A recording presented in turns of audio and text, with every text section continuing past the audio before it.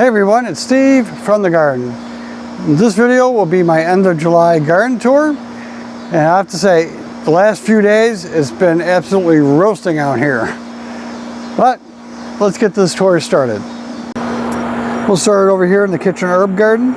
We got the oregano's growing well, and it's at a point now where I can start cutting it, and the thyme is growing pretty well. Now the basil's all gone to flower, and I just let that go. I have some more basil started, so once it's big enough, I'll cut this out and put the new basil in. So this is the next round of zucchinis.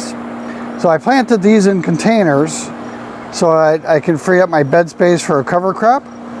So we got 4 plants, and that should carry us through the rest of the warm season. The potato plants, they're now starting to kind of fall over a little bit and not quite so green as they were. So they're in the process of starting to finish up. And we get over here to the sweet potatoes. These are still going quite well. There's a little bit of leaf dieback on some of these, but most of them are still going pretty strongly. Over here we got the summer pick tomato. So this should start ripening in a couple weeks. And down below we got our jalapeno peppers. And like this plant's getting really tall, and I have some peppers down there that I need to harvest. Same with this plant over here. You can see just how tall this plant's going, and it's really starting to produce now. And that's a Santa Fe, and over here is the Big Jim. Now I do have some marigolds in here just to add some color to the garden, and if it offers any kind of pest deterrent, that's a bonus. So over here we got the Torrangina cherry tomato. This was a little slow to get started and ripening, but now that it's going, I got plenty of fruit that come off, and I can get some every couple days. And it's almost to the point where it's at the top of the trellis. Now you can see I got a string connecting 2 of the poles together, and I ran the Torrangina up this, so I can kind of follow the string, get to the other side. And over here I got my brandy wine. I might have to pick some of these because look, they're getting the right color, and we're supposed to have some more rain tomorrow. So I want to pick them before we get a big rain so that they don't split open. Now these plants, this is an heirloom, and the pollination on this hasn't been that great, but the plant vigor is pretty good. This is another brandy wine. The vigor on this plant's not quite as good as the first plant, but you can see I have another tomato there that's getting ripe. These are 2 San Marzanos I took from suckers. So I just got them growing up as T-posts, and I'm using a string on the wand to see which method works better for this. But hopefully we'll get at least some tomatoes out of there. The green beans, I'm actually starting to finally get a harvest from this. The rabbit's not showing as much interest as it was, but I got some green beans I can pick. Certainly not the kind of green bean harvest I've had in the past. My red sage, it's flowering real nicely. Now this is the Chestnut red garlic. I had a storm come through just yesterday, and it kind of knocked some of this over. So I'm going to be harvesting this on Saturday. Then in here I got my zucchinis. I got one there that's ready to pick, and another one that'll be ready tomorrow. Now I had 2 other plants in here, but they weren't really producing anything, so I just cut them out and created more space for the plants that are producing. You can see there's another big zucchini right there. This space, once the zucchinis are done, I'm going to lay a cover crop of buckwheat in this area. And this will probably be where I grow my garlic for the coming year. For the onion bed, I only have a couple onions that are left to be picked. I got 2 sitting out on the bed right now, just kind of curing off. I'm going to have to bring those in before the rain. And I did clean up this bed a little bit. And on the end there, we got 1 more candy onion that fell over. I can pull that one out. And we got 2 more Spanish sweet onions here that I can pick, along with the one candy onion that started growing and from last year, and I just let it go to flower. So my thought was I might let this go to seed and then just try a couple of the seeds to see what they turn out like. But the bees have really been loving the flowers. But now that we're starting to get some seed, I'll have to be careful that I don't get onion seeds everywhere. And once these are ready for picking, I'll have to pull these out, put them off to the side so I can do a test run. One more thing on the onions, I still have this monster sized onion here that hasn't fallen over yet. I mean, this thing is just absolutely huge. And over here, I just got one more Patterson to go. And you can see this one's starting to produce a flower stalk, so I'll have to put that one off to the side for using right away. And that one over there, that's also a Patterson. For my San Marzano tomatoes, I've been letting them go multi-stem up the caterpillar trellis. That way, because this trellis isn't really that tall. It's only about 6 foot, so this way I get a little bit more production of it. You can see I have a lot of clusters of tomatoes in here, with a few on the bottom that have been ripening. I have been picking these already, and since I don't have enough to can them, I've just been cutting them in half, de-seeding them, and putting them in the freezer. So here's another one. I kind of let go multi-stem, run them up the trellis, use these tomato clips to hold them in place. And then once they get up to the top here, like this one, this is almost there. Once it kind of gets up above the top a little bit, I'll just top them off. So this is the one plant that was kind of a runt, where I basically kind of cut it off at the bottom, let a sucker on the bottom grow because it was looking really sickly otherwise. And this plant now is looking, you know, pretty decent.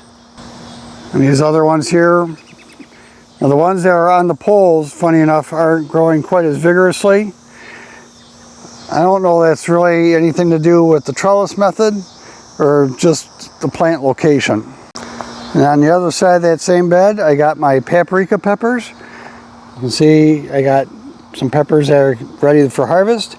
Now some of these I've just been drying and grinding up for powder, and other ones I've gone and smoked them on the grill and then do a powder on them after dehydrating.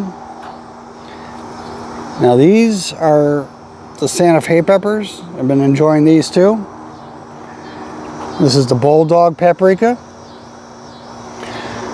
Now I had two of the bulldogs that broke off. But they got new growth growing on them, so we'll see if we get anything out of them. Same with this one over here. But the other ones, they seem like they're going pretty strong yet, and they got a lot of peppers forming on them. For the sweet corn, I have been harvesting some of the sweet corn. In fact, I just had some tonight. So this corn, where we can't eat fresh, I'm going to go ahead and just can it. And that'll be one of the things I'm doing this weekend. So then we got the next round of corn, and it's now tasseling, so I'm going to have to go through and hand pollinate this. Now some of the corn is a little bit slow. Like you got a couple plants right here where they haven't tasseled down all the way yet. Over here we have the third succession of corn. This will be tasseling out in like 2 or 3 weeks. So we get our last taste of corn for the summer. Speaking of the corn, this is the popcorn. You can see just how tall this stuff is. I'm like 6'1", and you can see the corn is just getting taller than I am, and it is growing out the tassels, so it won't be long before I'll be hand pollinating this also. You can see also that the growth of this is kind of uneven. Some plants are real tall and some of them are still in the process of growing out. And that's kind of true throughout this whole planting. In fact, if you look at these corn plants, you might think these were all planted at 2 different times, but they weren't. All the seeds were put in the ground at the same time, but for whatever reason, the corn plants on this side, which maybe get a little bit more shade possibly, they're quite a bit behind in terms of height versus the ones here in the back. From popcorn, we move on to the broccoli. Now some of these are starting to head up, but we've had some really hot weather the last few days, and like this one already is starting to go to flower. These ones over here are ones I already cut once, and I do have some side shoots starting to grow on some of these plants. And these broccoli here in the back, they're also starting to head up. But with the heat, the heads aren't getting real big yet, and they might end up flowering before they get big. As I mentioned when I first was planting the seeds for the popcorn, there's some potatoes growing up, so those potatoes are still growing pretty strong compared to my ones in the root pouches. Now most of these potatoes here should be the superior potato. So those fry up real nicely for making like brown potatoes or making hash browns or French fries. And the ones here in the center of this one, these should be the German butterball. My one Concord grapevine, this is growing lots of grapes out this year. Looks like we have a few that are starting to change color. Here in this back bed, I got some winter squash growing. Now it is starting to produce the male flowers, so it shouldn't be too much longer before the female flowers start coming out on this. And I got one more back there. Now I had red sage planted in this spot last year, and what you see growing up here is actually red sage plants that were seeded over the winter time. Now I've had trouble with rabbits getting into this bed and eating the lettuces back there, so I put some shade cloth on it to keep the rabbits out. And it also has the added benefit, especially on a hot day like this, where it keeps the lettuce cooler. But let's go ahead and open that up real quick so we can take a look at it. For those of you that follow along on my channel on a regular basis, you know that this is my mixed lettuce planting. So this is a high density planting with all like 10 or 11 different lettuce varieties, so that once it gets big enough, I can just kind of come through, cut it, and you'll have an instant salad mix. You know, I just noticed that my pink lady apple tree is on the ground here. So, and this is the one that was just starting to produce. And it looks like it's snapped off right where the scion gets grafted onto the rootstock. So, I'm not sure exactly when this happened. But, well, there's nothing I can do about it now. But yeah, that's really unfortunate because this is going to be my first year to start producing with this tree. Now from the tree disaster, my baby doll watermelons are growing.